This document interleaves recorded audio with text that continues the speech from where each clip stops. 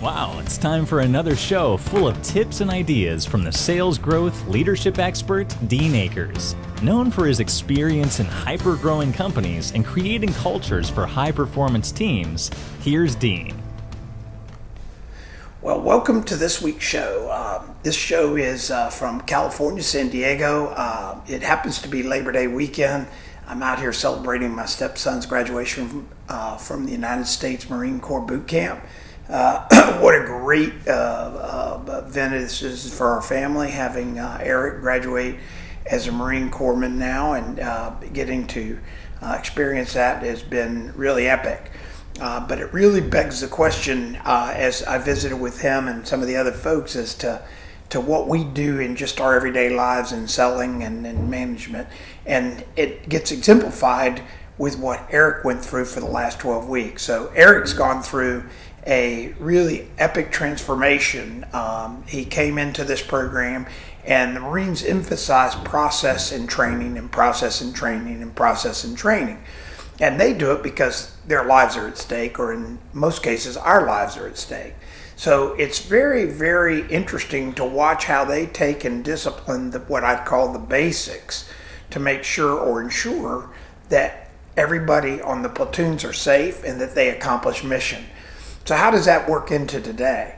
Well, it works into today in the fact that we're in a similar situation in our businesses. The difference is we don't generally have fatalities if we lose a sale.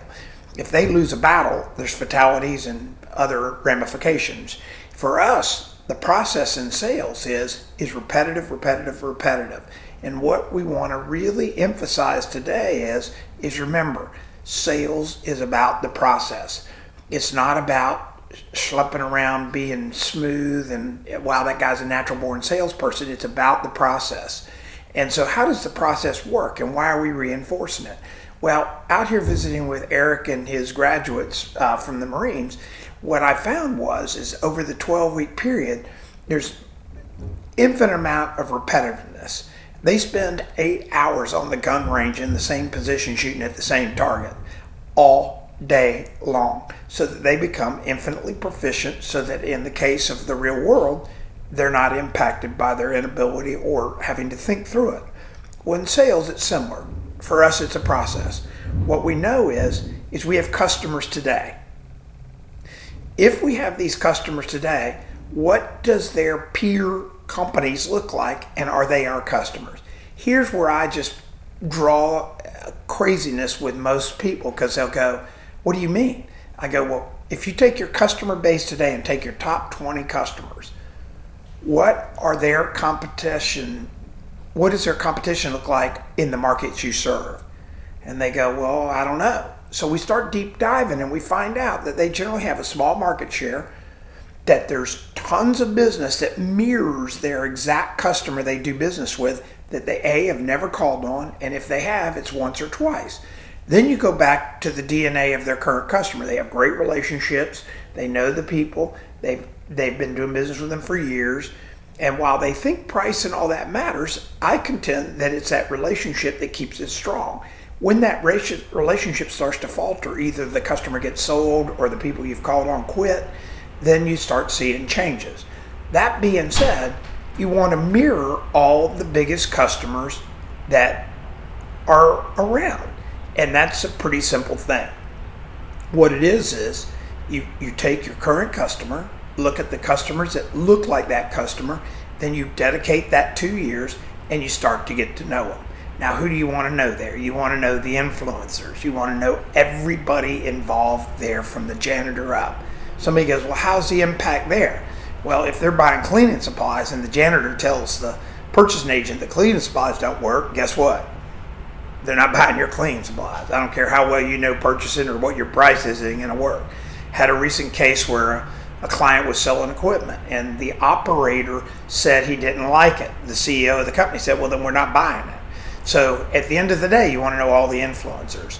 And so when you know the customer and what they mirror, like your existing customer, then you want to go build your depth. And that could be 3 to 20 deep. And you want to get to know them. You want to budget the time. It's not about a single one-off presentation. You want to get to know them. If you can look in the mirror and say, I've really got to know them, I know something personal about them, I understand their motivations, I know what the client needs, and then remember our question that is the epic question for everybody listening today. If all the prices were the same, would you choose us? If all the prices were the same, would you choose us? And at that moment, you do what? Shut up. How many times have we said that? Just be quiet and listen. And what you're going to find is they're going to tell you yes or no. If they say yes, it's probably going to be your deal. If they say no, it's probably not going to be your deal. But then it opens the question is who and why. And they'll generally share that, and it'll give you the pathway to future deals. So you're going to learn to build depth and call on the clients. The process is identify the client first, then go in and start meeting people within the organization. Don't worry about selling the first presentation. Don't worry about doing some big PowerPoint. I got to show them what we sell. Get to know them, get to know their needs. You already know they can buy what you sell because they mirror your biggest customer. So you don't need to go in and try to figure all that out, despite what a lot of people say. Because if you're mirroring your biggest customer, more than likely they're buying what you sell. So from California, I want to tell everybody, have a great week and get out there and cold call, meet those clients, segregate the clients that mirror your clients, and be successful. We hope you enjoyed this week's show. Subscribe today to our podcast and send questions or thoughts to help@deanacres.com. Also, visit us at www.deanacres.com to listen to prior shows and view helpful videos. Also, great tips to download. Thanks again. See you next week.